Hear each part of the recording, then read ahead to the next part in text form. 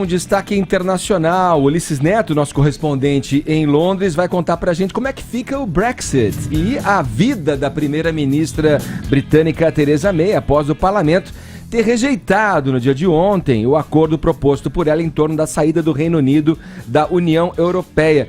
Foi uma derrota fragorosa, hein, Ulisses? Toda a expectativa da ministra estava depositada aí nessa saída da Inglaterra ali, do Reino Unido, da União Europeia, né? Bom dia.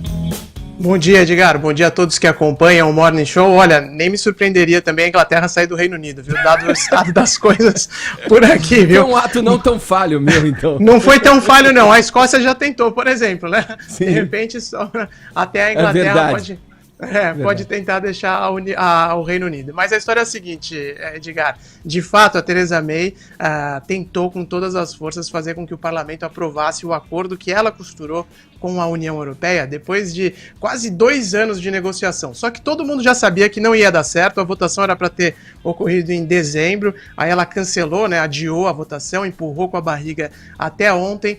E o que surpreendeu mesmo foi o tamanho da derrota, porque foram 230, a diferença, né, de votos foi de 230 parlamentares, é muita coisa, a maior derrota na história do parlamento britânico para um governo. Aí hoje à noite ela vai passar por um voto de não confiança, a expectativa é de que ela continue no cargo, porque a Theresa May, embora não tenha maioria para governar sozinha, ela tem grande parte dos assentos na Câmara dos Comuns, e se tiver eleição geral, mais uma vez aqui na Inglaterra, o país vai sair perdendo de novo, porque será uma grande confusão, ninguém sabe o que pode dar, se os trabalhistas vão vencer ou não. Então, existe esse voto de não confiança hoje à noite, mas a expectativa mesmo, Edgar, para colocar dentro do que tem se falado por aqui, é de que o Brexit seja adiado, tá marcado para o dia 29 de março, não vai dar tempo de negociar mais nada até lá, e a expectativa é de que os britânicos acabem pedindo uma prorrogação desse prazo, que a Theresa May volte para Bruxelas, tente uma nova rodada de negociações com a União Europeia para ver se consegue passar algum plano, né? Voltar com um plano mais palatável para os eleitores aqui no Reino Unido, principalmente os parlamentares que votaram contra ela na noite de ontem. Ulisses, a gente fala já de tempos desse assunto, desde que surgiu essa possibilidade aí. Eu fico imaginando aqui o ouvinte, o nosso espectador da Jovem Pan, meio perdido nessa situação, porque aqui, enquanto você falava, eu fiquei pensando aqui.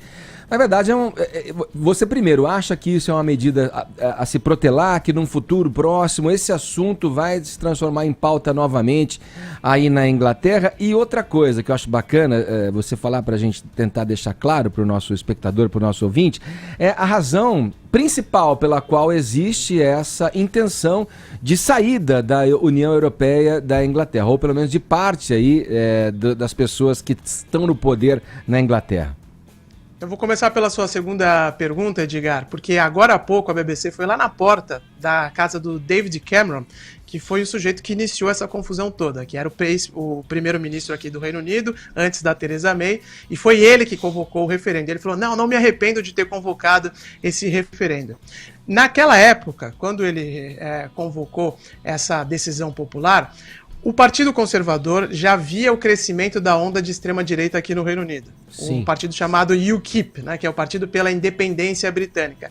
Para conter e também angariar essa vontade do eleitor, que era mais anti-União Europeia, que tinha visões contra a imigração mais contundentes em relação a esses temas, os conservadores fizeram essa promessa de campanha na eleição lá de 2015. Falaram, não, a gente vai fazer um referendo para ouvir, né, uma consulta popular para ouvir a população.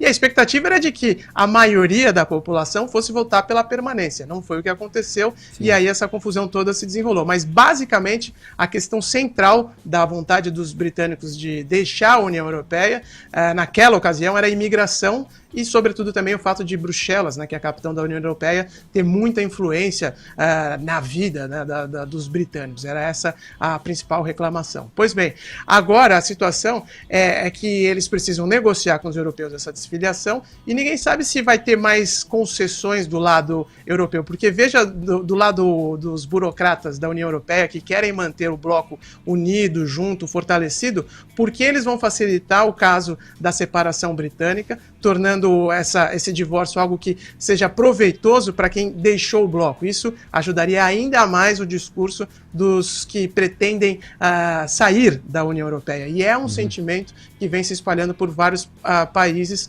aqui no bloco, principalmente Itália, Polônia, Hungria, vários países que criticam muito Bruxelas. Então é um imbróglio bastante difícil de ser resolvido agora, e na minha opinião chegou num ponto em que os dois lados vão ter que ceder, e os europeus também não podem dificultar mais ainda a situação do Reino Unido. Então, é bem provável que algumas concessões sejam feitas dos dois lados e a primeira-ministra volte daqui a vários meses, não é algo que vai ser para a próxima semana, não, com um plano de divórcio que seja mais fácil de ser digerido pela opinião pública e, sobretudo, pelos parlamentares aqui no Reino Unido. Ulisses, é o Caio aqui, né? Eu tava vendo as falas da Theresa May, né, sobre essa votação, só para fazer uma analogia aí meio forçada, mas é como se o Brexit é a previdência deles, né, no sentido de que é a pauta mais importante sem a qual o futuro é incerto. O problema, né? É que não dá para sair pela metade. Né? Exato, a nossa Previdência dá, exatamente. E ela fala o seguinte, olha, a votação do Brexit é a mais importante da nossa geração, e ela fala que o Brexit sem acordo, né, ou seja, uma coisa meio espalhafatosa aí de qualquer jeito, colocaria a Inglaterra aí à beira do abismo, e ela é enfática em dizer que não existe acordo melhor, né? A União Europeia não vai topar nenhum outro deal. Eu peguei uma frase, eu queria que você comentasse, Ulisses, do presidente do Conselho Europeu, o Donald Tusk. Ele fala o seguinte, olha, se um acordo é impossível e ninguém quer uma saída sem acordo, então quem finalmente terá a coragem de dizer qual a única solução possível? Tá rolando aí uma pressão para um segundo referendo?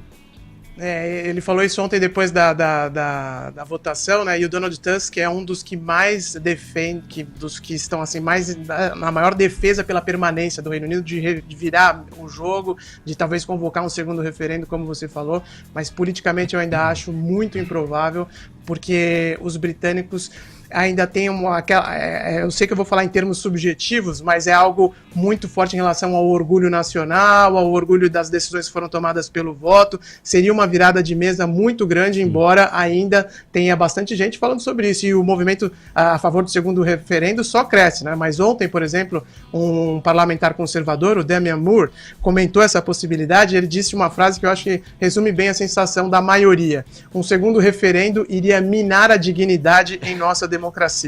Porque uma decisão já foi tomada, né? Goste ou não dela, uma decisão já foi tomada pelo voto popular. Mas quem acha que a permanência na União Europeia é o melhor caminho, diz que não dá para ficar nesses critérios subjetivos de orgulho, de dignidade, o que seja. Indigno é sair e depois afundar a economia britânica. Sim. Legal, é a cantada popular, né, Edgar? Tem que tomar cuidado para não tropeçar no orgulho, né? Valeu, Ulisses. Obrigado pelas tuas informações. Bom trabalho para você aí. Um abração. Valeu, Edgar. Olha só a situação. A gente sai do Brasil porque quer deixar para trás as incertezas, né? O futuro que ninguém sabe o que vai acontecer, aí depois acaba com o Brexit no colo. Valeu, um abraço para todo mundo. Valeu, Ulisses.